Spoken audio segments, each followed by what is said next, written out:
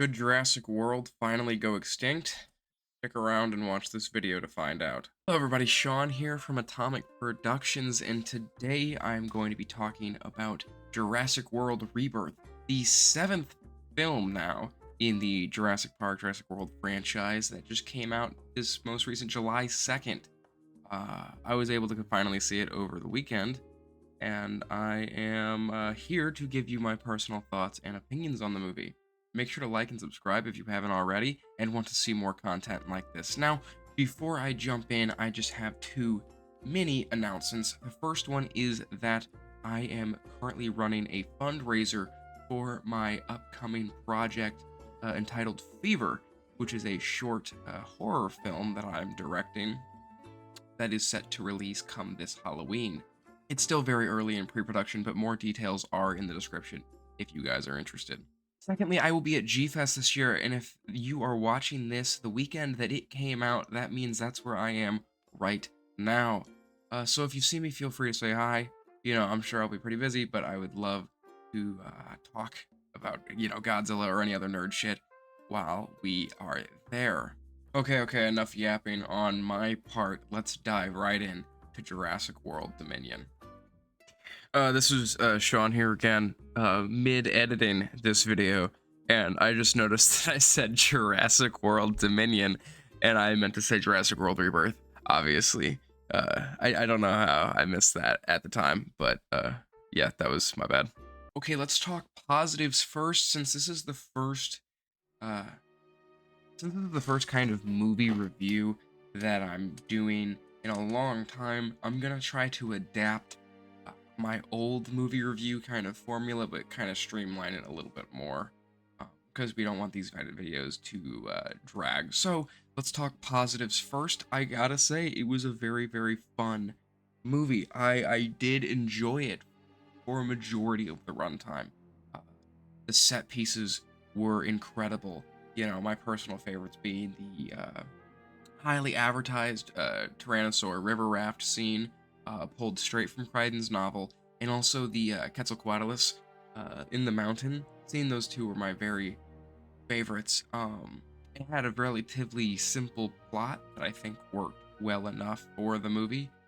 It wasn't too complicated, and it didn't jump around a lot, and I think that worked really well on the movie's behalf. I was very, very invested in every single action scene. Like, it was a roller coaster of a movie, and it definitely helped seeing it in theaters.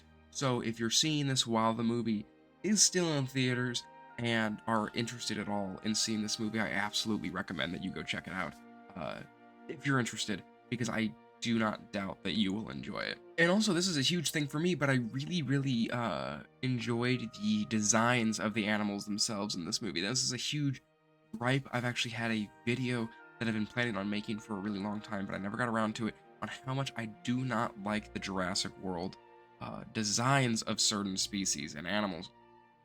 I think that they're ugly more often than not.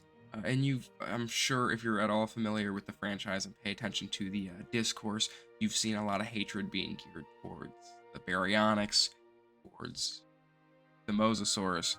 Um, but I am very, very happy to say that Jurassic World Rebirth's designs are very, very solid for the most part. Quetzalcoatlus, like previously mentioned, uh, I like a lot. I think I prefer it to Dominion's. The Mosasaurus, I love the way the Mosasaurus looks in this movie, much, much more than the more crocodilian Mosasaur that we got in the Jurassic World trilogy that came before. And also the Tyrannosaurus, while it did not get redesigned per se, it's still very much our Jurassic Park T-Rex. Looked amazing in this movie. Genuinely looked incredible. It's very small details that kind of put it together. But I would argue that the T-Rex hasn't looked this good since 1993. Now, for the negatives, I may have just praised this movie a lot, but it is absolutely not without its flaws. First off, I have to say that the writing for the characters was abysmal. And on top of the writing, the performances were very lackluster for the most part, particularly Scarlett Johansson, which was kind of a surprise to me. I just felt like she was awful. For the first 30 minutes or so of the movie. I'm not quite sure. It is kind of a long one, about 2.5 hours, I think. Um, but for the first quarter of the movie, you're getting a lot of setup, and I've heard a lot of complaints saying that Jurassic World Rebirth uh, takes too much time to get going and that it's rather slow. I wasn't bothered by that, but what I will say I was bothered by was just the human characters for the most part. Performances not very good. Dialogue much worse.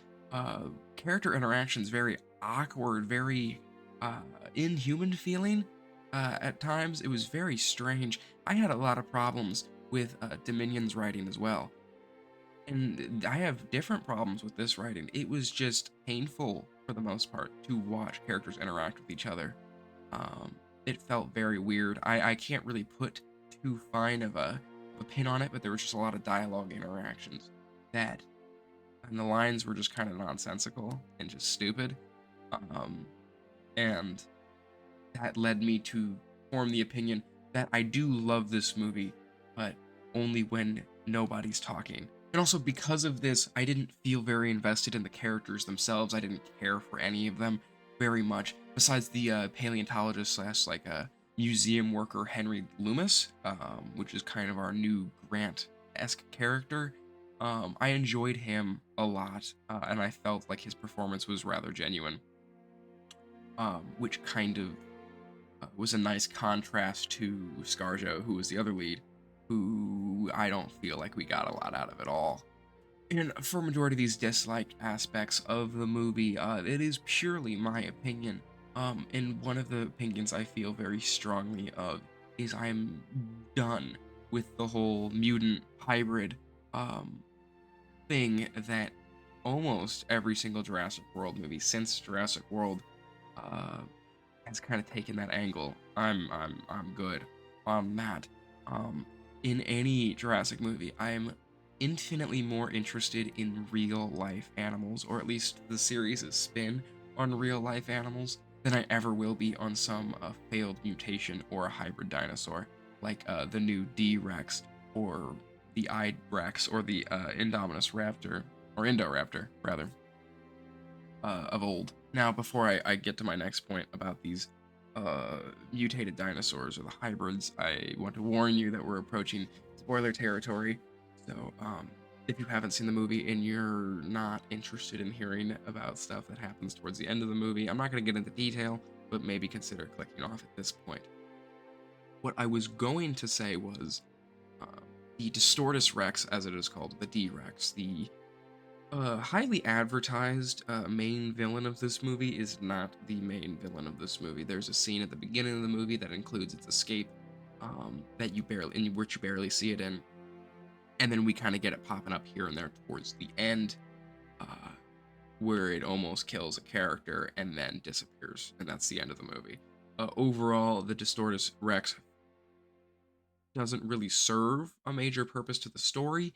It's just there to be something interesting to look at, which some people may enjoy, but I do not. And I would much rather prefer 9.5 times out of 10. Just replace it with the dinosaur that we know and love. Furthermore, the Mutadons, they replace the raptors in this film. They actually kill velociraptors, and I think it's almost disrespectful to one of the most popular species in the franchise to give it such a good design, by the way, and only give it like 3 minutes, not even 3 minutes, what am I saying? Like 30 seconds of blurry screen time in the background before it's killed what replaces it in the movie. I think this film could have much more benefited from having the Mutadons actually be velociraptors. Don't use the Mutadons.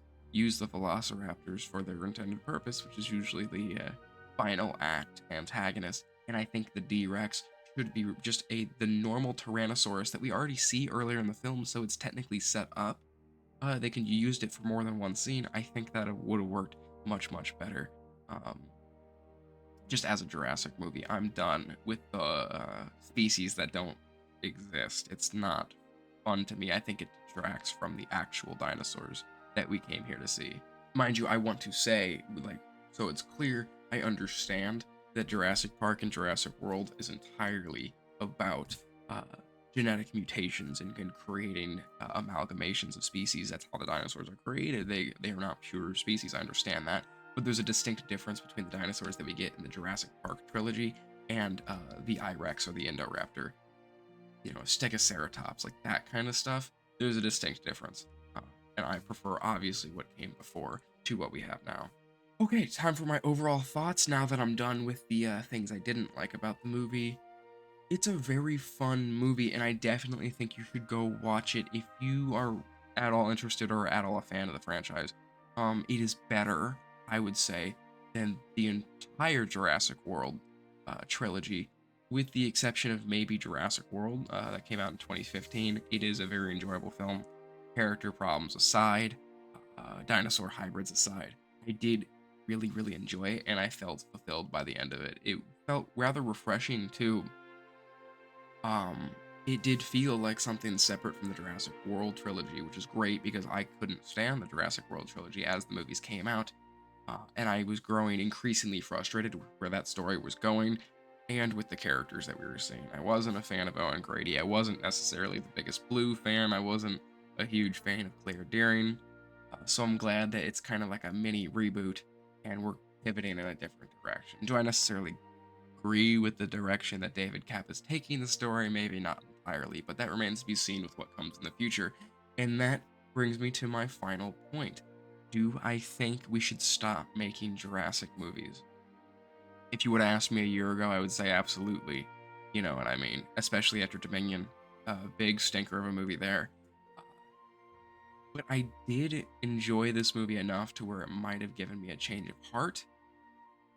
I wouldn't necessarily, I'm not a huge supporter, but I wouldn't necessarily be opposed to seeing more movies like this either.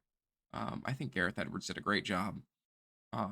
Wasn't my favorite movie, and I still prefer Jurassic Park and The Lost World over it.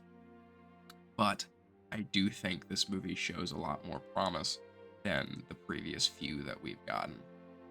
So that being said, I want to give this movie, Jurassic World Rebirth, a solid 6 out of 10, which isn't great because it's not a great movie, but I did think it was rather enjoyable, and I was happy throughout it, which is what I hope for at this point in a Jurassic movie, which is kind of hard to come by at this point. All right, that's about it for Jurassic World Rebirth, at least in terms of my general thoughts and first impressions on the movie immediately after it's come out, or about a week after it's been out. If there's anything else about the movie or the rest of the franchise that you would like me to talk about, let me know in the comments. I love the Jurassic movies for the most part. I know this video rather, might make it seem like I do not, but I do. I love Jurassic Park, so I will never decline an opportunity to talk about it. If you disagree with some of the things I've said, or do agree and you want to further add on to my points, I'd love to hear it. Either way. With that being said, I have been Sean from Atomic Productions. Thank you so much for watching this video, especially if you've gotten to this point. I commend you for your attention span, and consider liking and subscribing if you have not already. I would greatly appreciate it, and it would show me that you want to see more content like this. And with that, I'll see you guys in the next one. Take it easy.